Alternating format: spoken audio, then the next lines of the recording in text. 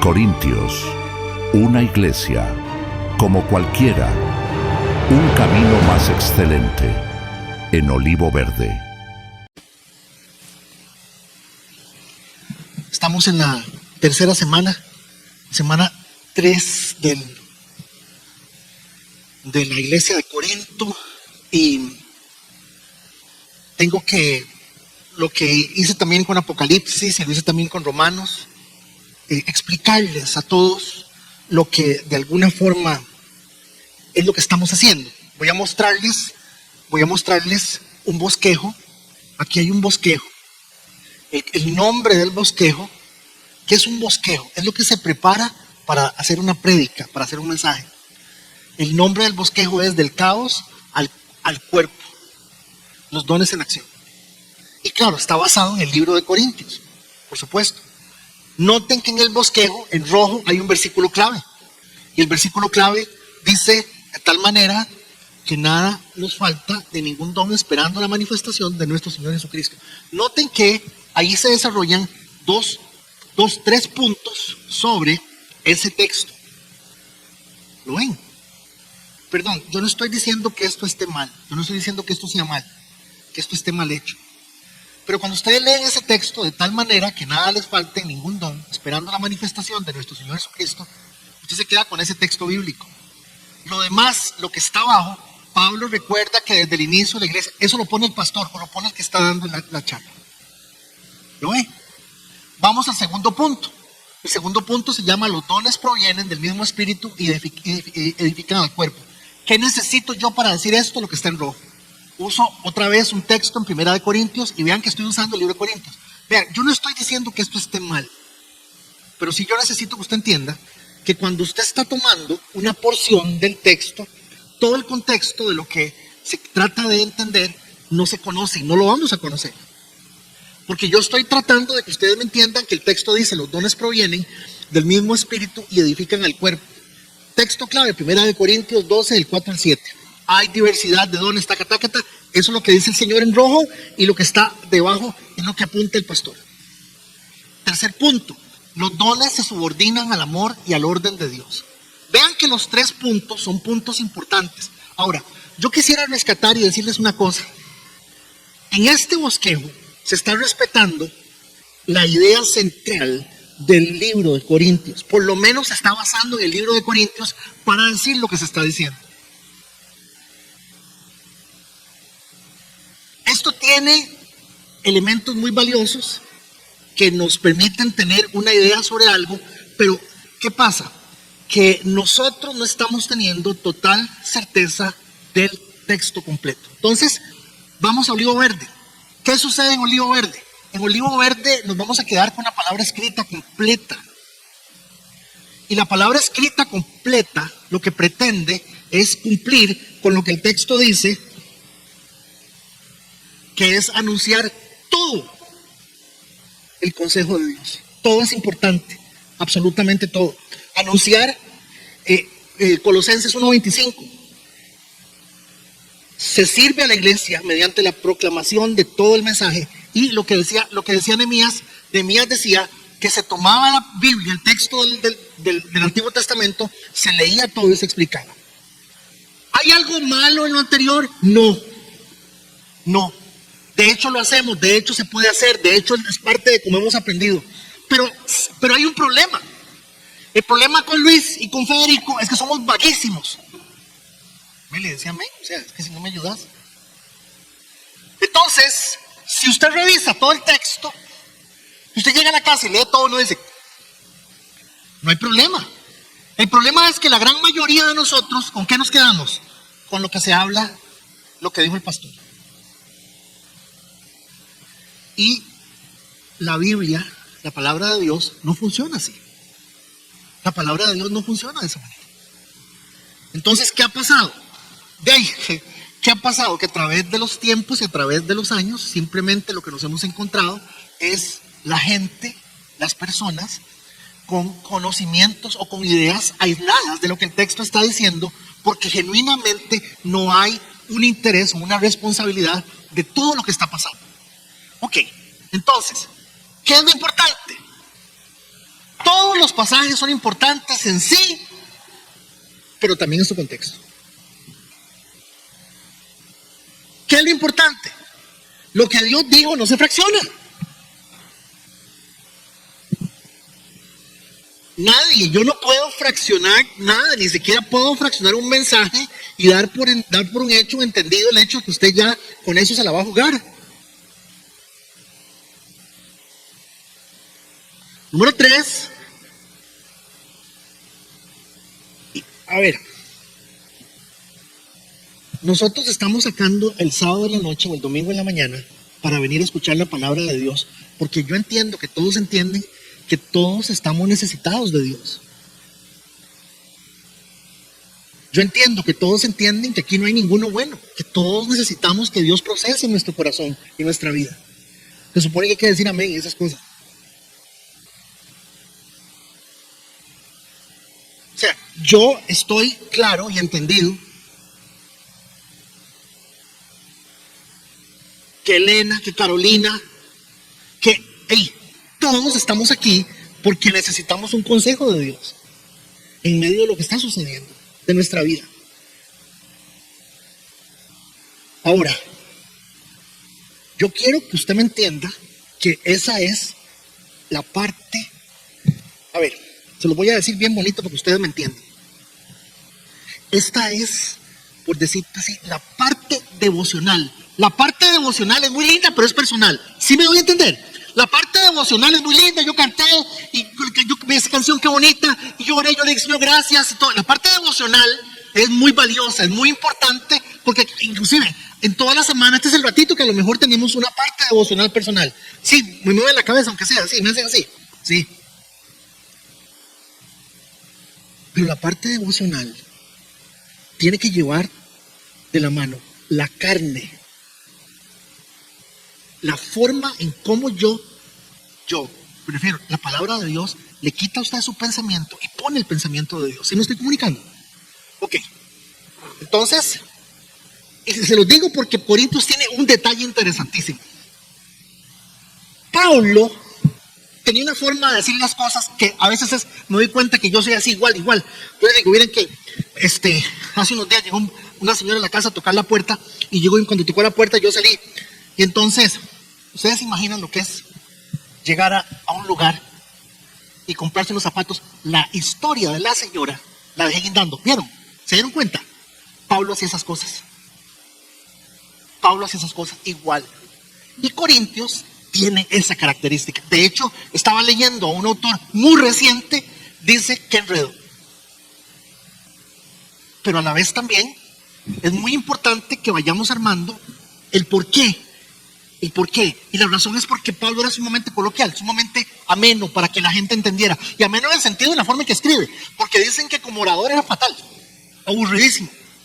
Ok, la semana pasada muy rápidamente dijimos que el libro, que la Iglesia de los Hechos aparece en el año por allá, que el libro se escribe en el año 64, llega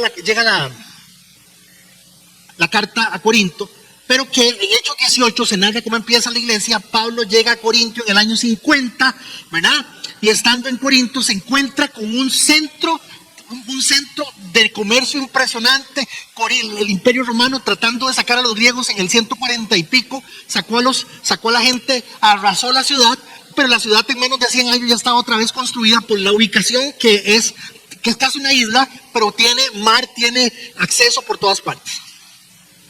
Pablo llega y lo que Pablo se encuentra es un lugar que pintan mosaicos a mano, tienen telas, tienen de todo, pero al ser las 4 o 5 de la tarde, las mujeres de los templos de Afrodita y de Diana y de todos los templos que habían, bajaban a ofrecerse como sacerdotisas de su religión. Obviamente cobraban por el servicio. Y claro, ustedes podrán entender que había cualquier cantidad, habían solamente en Corinto 25 templos. La cantidad de mujeres que bajaban a buscar hombres, a buscar sexo, era enorme. Entonces, aparte de eso, las características que tenía la ciudad eran características de una ciudad que estaba llena de gentes de diferentes lugares y personas. Pablo llega y los sábados se mete a la sinagoga y les empieza a explicar a los judíos que Jesús es el Mesías, que Jesús resucitó. Y algunos de ellos creen, pero otros no. Y vimos la semana pasada que les fue diciendo, los judíos se enojaron y le dijeron: Pablo, ¿sabe qué? No nos interesa que nos diga eso. Y Pablo hace algo muy interesante ahí. Pablo les dice: ven, yo no soy responsable de la sangre de ustedes. Ustedes no quieren creer, lo siento. Y dice Pablo: me voy a los gentiles. Ese mismo día, a la par de la sinagoga, se va a la casa de un gentil que se llama Justo, no sé cuál, Flavio Justo, una cosa así. Y entonces Pablo empieza a trabajar con los gentiles. El Señor se le revela en un sueño y le dice: Pablo, no tengas miedo, yo estoy contigo, quédese aquí. Yo tengo mucha gente en esta ciudad, lo cual es un dato muy interesante, pues porque la gente que había en ese momento era muy poca, y el Señor le dice: yo tengo mucha gente en esta ciudad. La semana pasada vimos que los judíos estaban tan bravos que agarran a Pablo y se lo llevan a Galión, el procónsul de la provincia de Acaya, cuyo centro capital era Corinto. Se lo llevan ahí y le dicen: es que este Pablo anda enseñando cosas que dice que Jesús es el Mesías. Y Galeón le dice: miren, chiquillos, esto no importa a mí, eso es un vara de ustedes, de la religión de ustedes. Vayan a ver qué hacen, a otro lado. Galeón no les da pelota. Y se ponen tan bravos, que Pablo se libera, pero ellos se enojan con el presidente, se enojan con el director de la sinagoga, y lo toman y le pegan una pescociada. Acto seguido, se cuenta que Pablo se queda 1 año y 8 meses en Corinto. En 1 año y 8 meses se conforma la iglesia, y luego 5 años después, a don Pablo le escriben diciendo 5 cosas. La primera: la gente en Corinto está dividida. A uno les gusta más Dante Gebel, a otro les gusta más Guillermo Maldonado, a otro les gusta más Federico, a otros les gusta más. La gente está dividida.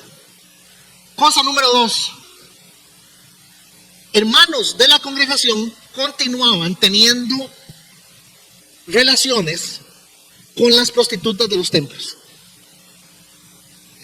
Hasta se dice, porque Pablo lo menciona, que una de las personas que estaba en la iglesia, estaba conviviendo con la madrastra de él. Número 3: la gente en Corinto no entendían el asunto de la resurrección y no creían que Jesús había resucitado. Número 4: tenían problemas de que si se comían esa celebración que había, era San Conejo, entonces había un San Conejo y hacían una celebración a los conejos. Entonces no sabían si yo podía comer o no comer de las cosas que se les ofrecían a los conejos o a los chanchos o lo que fuera. Entonces, ¿qué pasa? Que la gente criticaba a unos porque unos comían en el turno de San Ramón el 31 de agosto, comían costillas o cosas en el turno y decían: mira, allá anda aquel comiendo en el turno de San Ramón. Y otros criticaban porque decían que gente más religiosa. La otra razón que se dio era que la cena del Señor era una borrachera, pero no tanto el tema de la borrachera. La gente rica llevaba hamburguesas, perros, costilla de cerdo, chicharrones, y la gente pobre llevaba lo que tenía. Entonces, en la misma congregación, la cena del Señor no era necesariamente una celebración con una copita y un pedacito de pan. Eso era el final. Era una cena. Y la idea era compartir. Y entonces Pablo dice: es que mira qué clase pelón se arma. Y hay la gente rica que lleva guaro, cacique, se pega una mica en la iglesia. Y entonces Pablo escribe la carta a los Corintios. Ok. Les pido que tengan criterio, porque yo me pare aquí adelante a decirles algo, no pueden tragárselo. Tienen que pensar no solamente lo que yo estoy diciendo, sino lo que van a ver. O sea, tienen que darse cuenta de que Dios espera que usted piense que ustedes son personas inteligentes. Y este es el contexto que continúa a partir del momento en que Pablo sabe: qué desastre, qué clase de desastre. Esa gente está llena de problemas con el problema el problema sexual, el problema con el asunto de la cena del Señor, el problema que está sucediendo porque la gente está súper dividida. Qué desastre de lugar. Pablo siempre supo que Corinto era un desastre.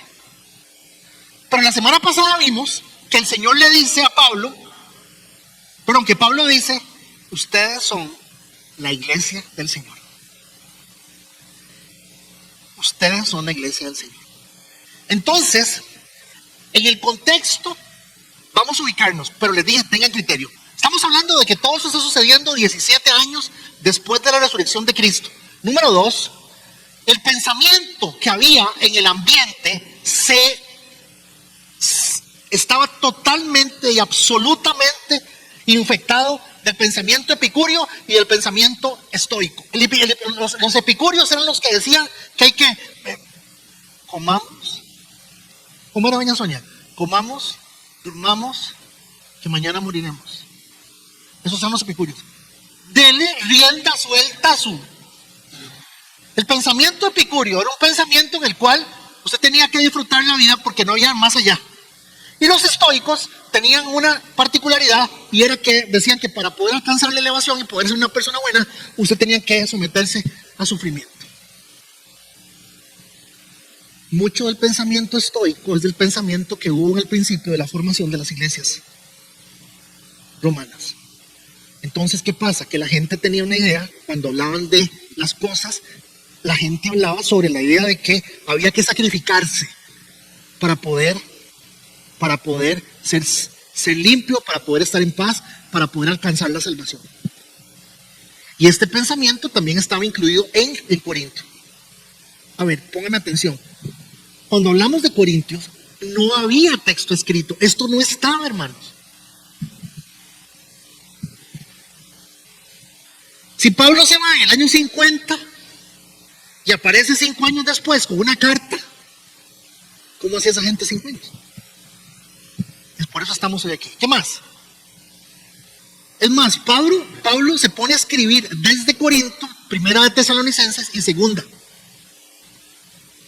¿Qué más pasa en Corinto? Esto que estamos viendo lo vamos a ver varias veces. Los líderes de la iglesia en Corinto, la mayoría aparentemente eran judíos. Ok, aquí viene lo complicado de esto. Pablo nunca estuvo pensando en usted y en mí cuando estaba escribiendo la carta. Pablo estaba resolviendo la bronca que había en Corinto. ¿Estoy siendo claro? Número 2. Pablo escribió una carta para enseñar a solucionar algo específico de una iglesia. El Espíritu Santo sí sabía que nosotros nos íbamos a impactar por la carta de Pablo. Pablo no. 3.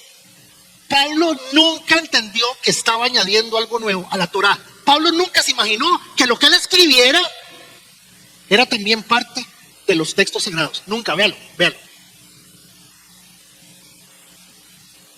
O sea, Pablo nunca pensó que él escribiera: lo que yo estoy escribiendo es sagrado. Nunca. 2. Pablo nunca pensó que sus escritos llegaran a ser parte de la historia universal. Jamás. Es más, Pablo ni siquiera pensó que la siguiente generación los iban a conservar.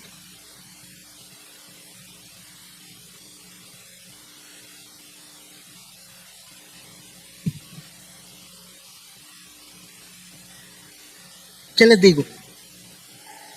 Es muy importante que usted tenga claro estas cosas para que usted pueda entender cómo es posible que Pablo sabía que la iglesia estaba sola, que la iglesia era un desastre,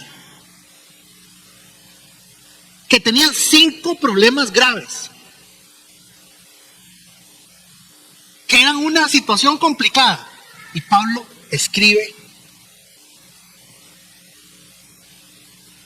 esto. Oigan, siempre doy gracias a mi Dios por ustedes. Oigan, y por los dones inmerecidos que les dio ahora que pertenecen a Cristo Jesús.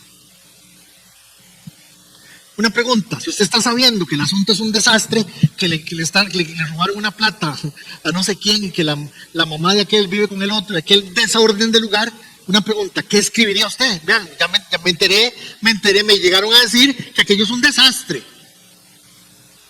Pero noten que la forma en que Pablo empieza hablando, empieza diciéndole gracias a Dios. Y esta introducción de 1 Corintios 1:4, hermanos, la sacó del estadio porque no tiene lógica. ¿Por qué no tiene lógica? Porque Pablo de plano lo que les dice a la gente en Corinto es gracias a Dios por los dones inmerecidos que les dio ahora que pertenecen a Cristo Jesús. ¿Vieron atado pachucos en ese lugar? Ahora, investigando, yo no me quedo quieto y me encuentro que pasan tres cosas. Número uno, Pablo está cumpliendo con un formalismo que se llama exordio. ¿Qué es el exordio, hermanos? William Berkeley es un comentarista. William Berkeley lee una carta y la carta está dirigida a Alan Esteban, le dirige la carta a don Antonio Ávila. Y en la carta, la estructura de la carta dice: agradezco a mi Dios por todas las cosas que me ha permitido saber y ta. Resulta y sucede que en la época, a la hora de escribir, la gente que escribía ponía en las cartas un agradecimiento al Dios en el cual creía. Entonces dicen los especialistas que Pablo simplemente lo que está cumpliendo es con un ritual en la misma carta decir: le doy gracias a Dios por lo que está recibiendo. Pero está bien raro. Lo segundo, Pablo está siendo sarcástico. Chiquillos, qué bendición, qué lindos ustedes. Uy, qué cosa más bella. Qué cachetones que están. Sarcasmo. Número 3, y lógicamente es lo que vamos a trabajar, Pablo, y aquí es donde les digo, tenemos que poner atención porque Pablo está enseñando un principio de gracia. ¿Y cuál es el principio de gracia? ¿Cuál es el principio de gracia? Si Pablo sabe que la iglesia de Corinto es un desastre, que la gente está perdida, que no tienen una guía, que están haciendo lo que sea, y Pablo les escribe de esta forma, de antemano les está diciendo: así es como yo a ustedes los veo, porque esto es lo que hace que entendamos que la palabra de Dios es inspirada por el Espíritu Santo. Es totalmente salido de lo racional el hecho de que veamos esta introducción donde Pablo está diciendo: ¡qué belleza! A los dones, ustedes que han recibido dones que les ha dado el Señor. Y me dice: qué raro. Ok. ¿Qué es lo que Pablo está empezando a enseñarnos? Dice: la gracia suficiente si yo reconozco mi debilidad y las tengo presente siempre. La gracia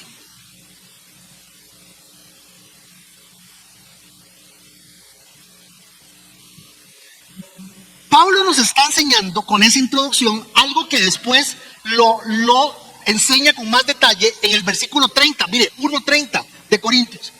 Vean, Pablo lo explica, pero se los empieza a explicar aquí. No, acuérdense que la palabra no se contradice, Dios no se contradice.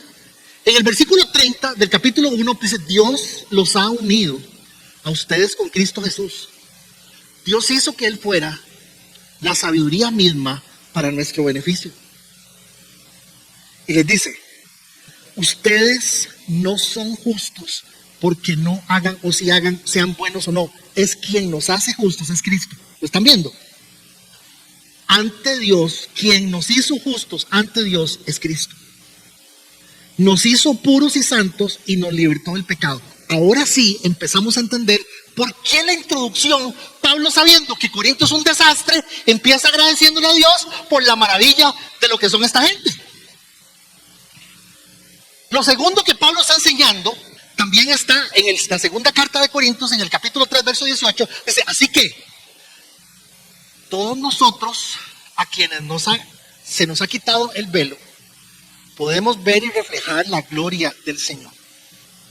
El Señor, quien es el Espíritu, nos hace más parecidos a Él a medida que somos transformados a su gloriosa imagen. Noten, hermanos, que Pablo explica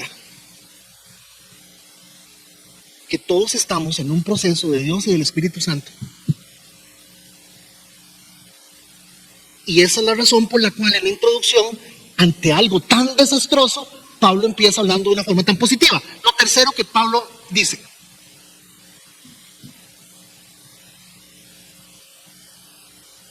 el segundo versículo de esta noche. Vean qué interesante. Sigue la acción de gracias. Después de que les dice, siempre doy gracias a mi Dios por ustedes y por los dones inmerecidos que les dio ahora que pertenecen a Cristo Jesús. Verso 5. Por medio de él, Dios ha enriquecido. Oigan, por eso es que así es como empezaron las iglesias en el primer siglo. Dios ha enriquecido la iglesia de ustedes en todo sentido. ¿Lo ven? No sé si me están captando, hermanos, los percibo medio cansados, pero es totalmente raro que Pablo, sabiendo el desastre que era Corinto, escriba en la forma en que lo está haciendo y dice, versículo 5, por medio de él, Dios ha enriquecido la iglesia de ustedes en todo sentido, con toda elocuencia y todo el conocimiento que tienen, pero como un poco maleantes.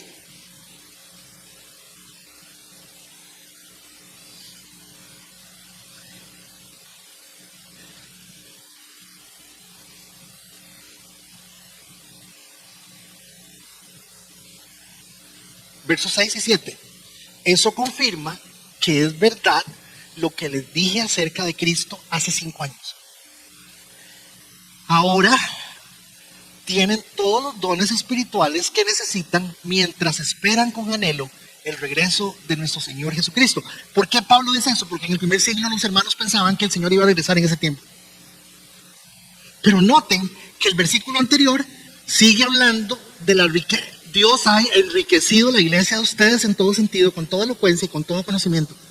Eso confirma que es verdad lo que les dije acerca de Cristo.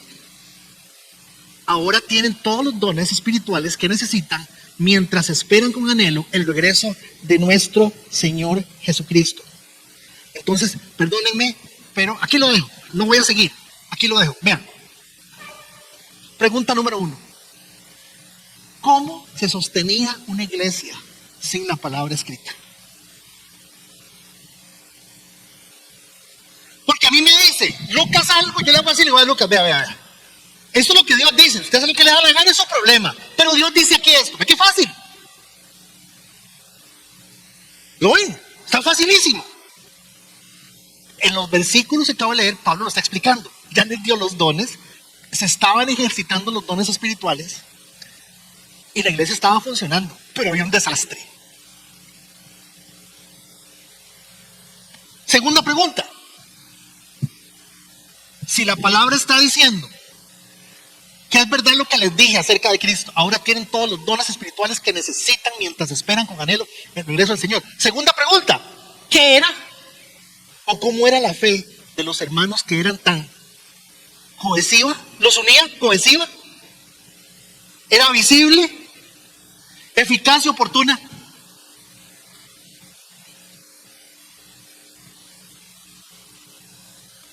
Cuando Pablo dice, por medio de él, ustedes recibieron lo que recibieron, yo me pregunto, ¿qué fue lo que recibió esta gente que nosotros en algún sentido nos quedamos cortos? No voy a avanzar. No voy a avanzar porque me voy a meter, como dicen los pentecostales, profundo. Pero yo necesito que usted me copie que no había necesidad, no. Los primeros hermanos no tenían esto. Es más, estamos caminando en el día a día de por qué se escribió lo que nosotros ya tenemos.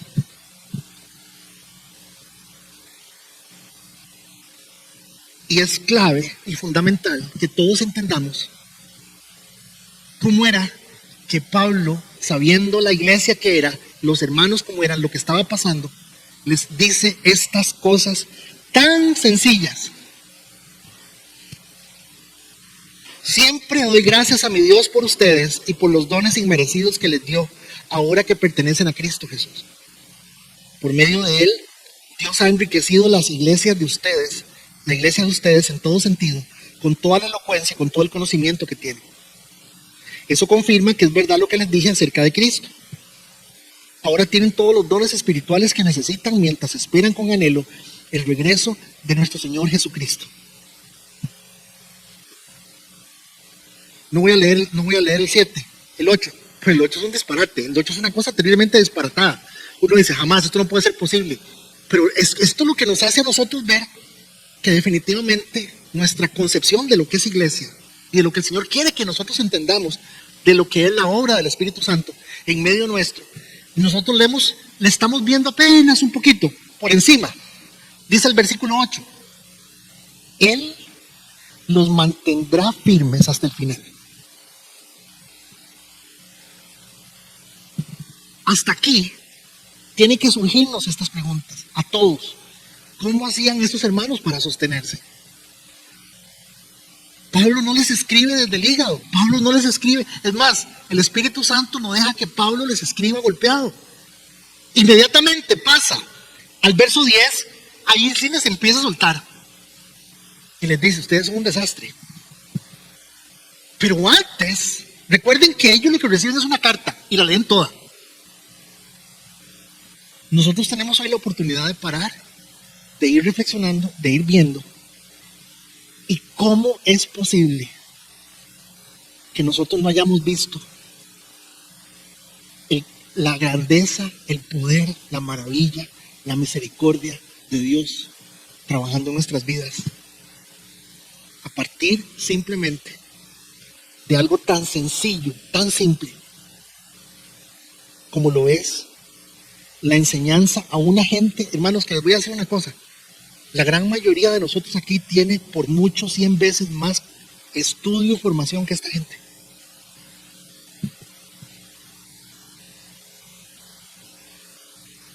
¿Qué tenía esta gente? ¿En qué creía esta gente? ¿Cómo creía esta gente? Señor, te doy gracias en esta noche. Gracias por tu misericordia, realmente gracias por tu misericordia. Escuchar a tu siervo decir que está agradecido por los dones, que la iglesia ha sido enriquecida.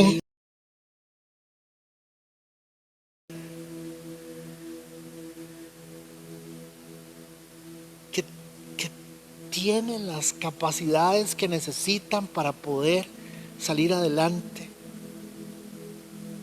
Que el Señor nos mantendrá firmes. ¡Wow!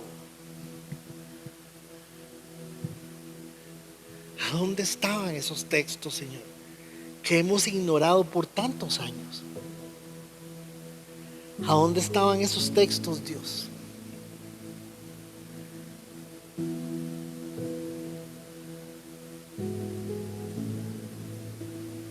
Gracias por la oportunidad, Señor, de por lo menos hacer alguna reflexión sobre estos 4 versículos, en donde podemos ver tu misericordia, tu gracia. Si me permite usar la palabra, lo profesional, el tacto,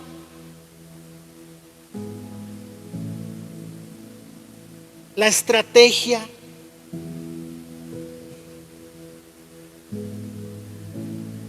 reconociendo que tienen los recursos que necesitan para hacerle frente a sus vidas, porque lo que importa es las vidas de todos, Señor.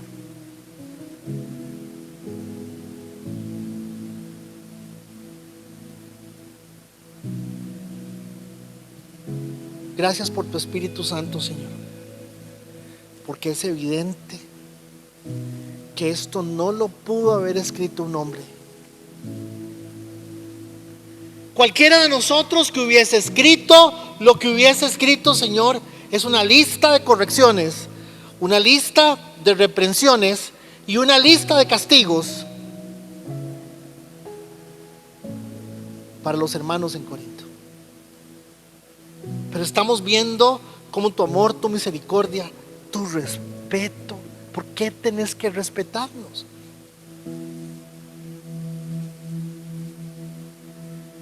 ¿Por qué señalar en nosotros lo bueno que nadie nota cuando lo que se nota es lo malo que todos notan? Wow. Gracias, Dios.